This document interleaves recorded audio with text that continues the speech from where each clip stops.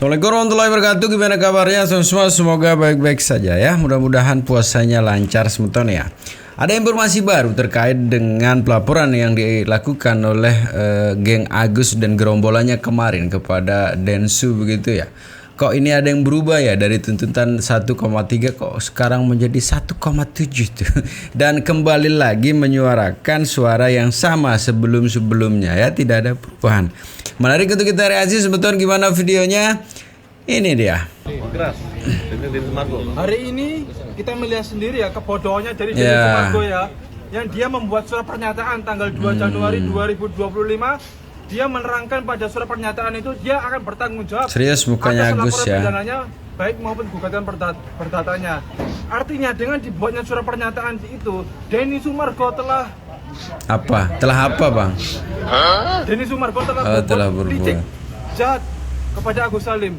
Dia seakan-akan mau bertanggung jawab, tapi nyatanya tidak sama sekali. Ya, dengan surat pernyataan itu, maka telah terbuktilah Denny Sumargo melakukan dugaan tindak pidana penipuan atau penggelapan, ya, yang harus bertanggung jawab atas perbuatannya itu. Ya, untuk itu kita memohon kepada Bapak Kepolisian Polda Metro Jaya untuk segera menetapkan Denny Sumargo atas perbuatannya itu. Setiap proses penetapan kan ada tahapan-tahapan ya. Jangan mentang-mentang kita pengacara semua orang kita harus ditetapkan begitu ya. Tapi yang menarik sebetulnya dari awal sampai akhir memang pernyataannya sama ya. Apalagi selama ini memang tidak pernah satupun pernyataannya digubris oleh Bang Densu. Mungkin itu kekesalannya yang luar biasa. Tapi dalam pernyataannya Bang Densu simpel sebenarnya ya, yang dimana kalau memang Agus membutuhkan uang itu, Bang Densu tetap akan bertanggung jawab ya, tetap akan bertanggung jawab. Kalaupun nanti ada proses yang mengarah kepada dirinya ditentukan oleh pengadilan bahwa Densu harus mengganti uang itu, Densu akan menggantikan begitu ya. Tapi alangkah baiknya sarannya Bang Densu ini saran yang luar biasa kalau didengar ya, secara keluargaan saja begitu. Agus datang kepada Bang Densu untuk meminta uangnya dan dikembalikan begitu ya. Tapi entah apa yang terjadi sebetulnya ya. Kita lanjutin saja pernyataan dari Bang Densu. Ini dia. Dan sekarang tadi kan Agus Salim dan kawan-kawan selesai di BAP atas laporan Koko sendiri nih, minta dikembalikan 1,7 miliar. Seperti apa respon Koko? Kok jadi 1,7? Iya, sebenarnya kan 1,3 ya Pak? Iya. Kok jadi 1,7? Nggak tahu. Tapi dia menyebutnya PPN kali itu berbunga kayaknya PPN. gimana? Gimana itu anggapan? Nggak ngerti gua. Ya udah, seperti yang gue bilang di awal, kalau masalah urusan ini kan udah selesai, dari guanya udah selesai. Kalau misalnya masih ada tuntutan, saya memberikan dua opsi. Opsi pertama, silakan datang sendiri pribadi ke saya bantu, ya kan? Kedua, kalau misalnya ingin menggugat secara hukum, silakan lakukan. Menurut saya jalur perdata, karena itu jalur yang tepat di sana. Kepemilikan dari uang itu juga harus dilihat kan, apakah itu sah milik daripada siapa, Agus Salim. Kalau memang sah itu uang Agus Salim, nanti saya bayar. Udah, yang lain yayasan semua nggak usah takut. Saya punya kok 1,3 miliar untuk bayar itu. Kalau itu disahkan oleh pengadilan, saya bayar.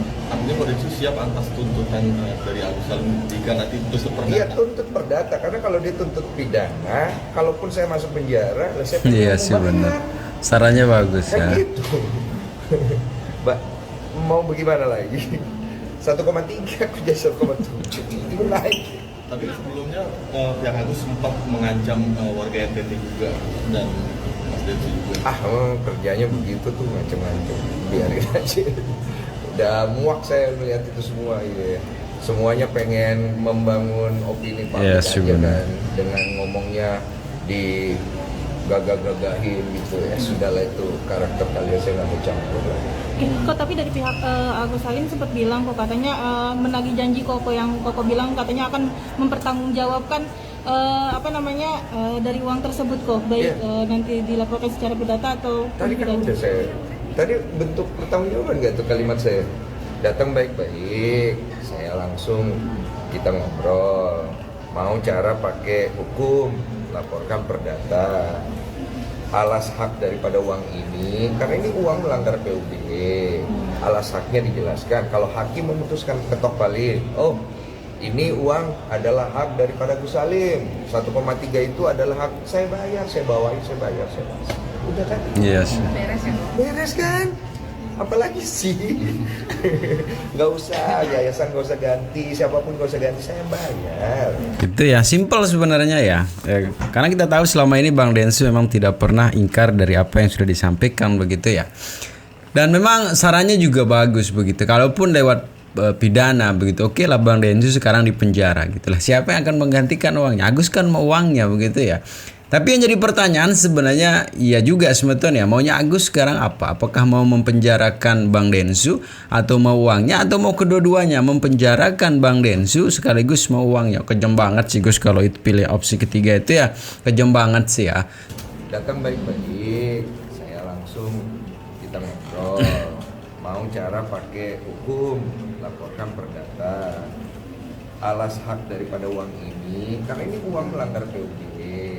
Alas haknya dijelaskan. Kalau hakim memutuskan ketok balik, oh ini uang adalah hak daripada Gus Salim, 1,3 itu adalah hak, saya bayar, saya bawain, saya bayar, saya.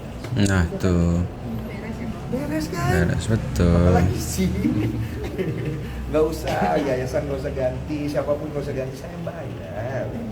Saya nggak sejahat itu, saya tujuannya kemarin cuma menyelesaikan masalah uang itu aja kan. Iya, benar. Saya bawa ke NTT sesuai dengan permintaan dari FP, dia kepengen uangnya seperti itu, ya sudah saya jalankan. Karena tujuan saya adalah saya nggak mau ini berbelit-belit, nama saya keseret-seret dulu.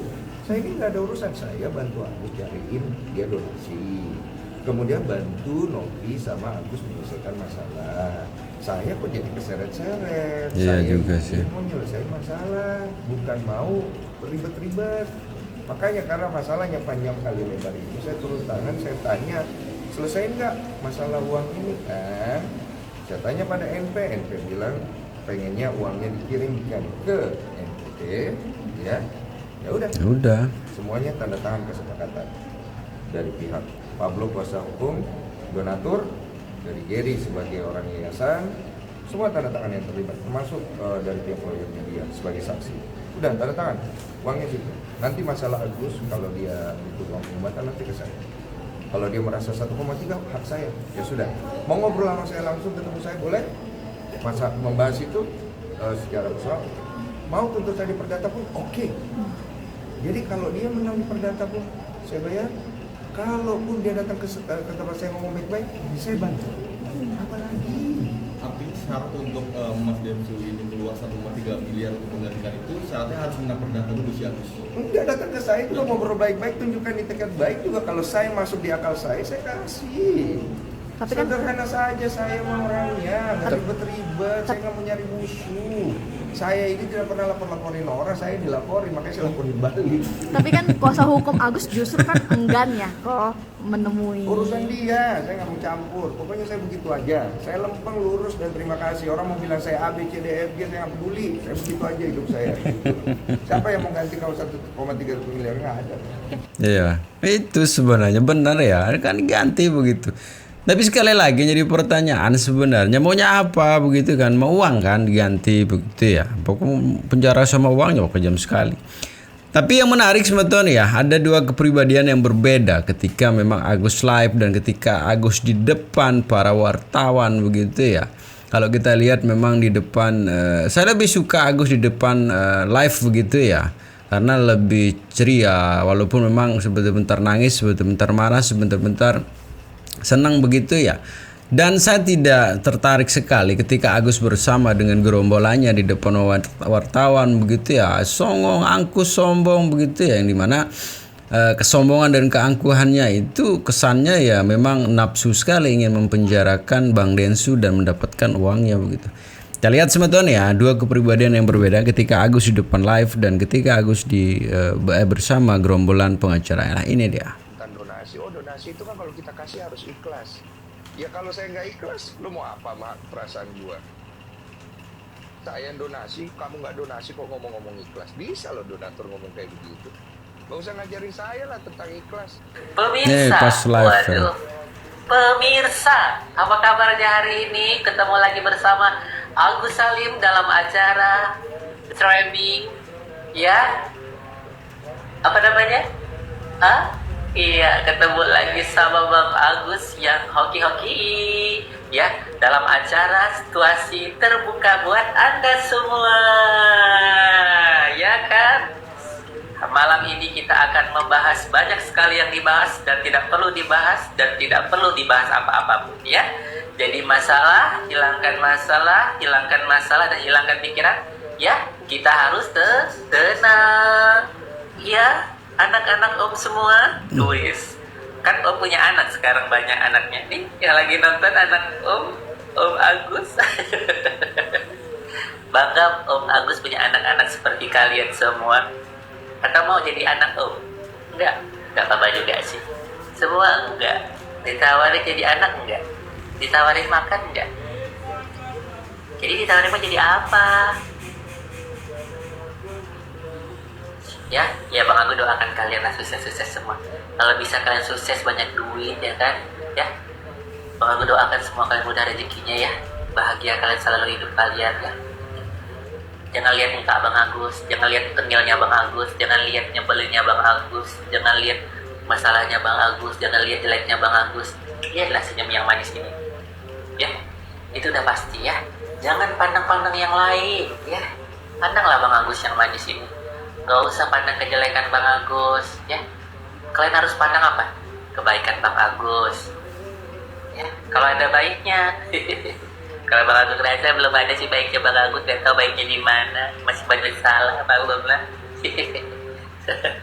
Kita kan Bang Agus hanya manusia biasa yang tidak sempurna, ya kan. Bang Agus merendah hati, nggak, bukan merendah, lebih ke menyadari diri aja sih. Jadi Bang Agus any problem, anyway kalian mau apa-apa Bang Agus terserah kalian aja, ya. Yang dia mau 25, dia menerangkan pada surat pernyataan itu dia akan bertanggung jawab atas laporan pidananya baik maupun gugatannya. Artinya dengan dibuatnya surat pernyataan itu, Denny Sumargo telah berbuat licik, jahat pada Agus Salim. Dia seakan-akan mau bertanggung jawab, tapi nyatanya tidak sama sekali, ya. Dengan surat pernyataan itu, maka telah terbuktilah Denny Sumargo melakukan dugaan tindak pidana penipuan atau penggelapan, ya, yang harus bertanggung jawab atas perbuatannya itu, ya. Untuk itu kita memohon kepada Bapak Kepolisian Polda Metro Jaya untuk segera menetapkan Denny Sumargo atas perbuatannya itu.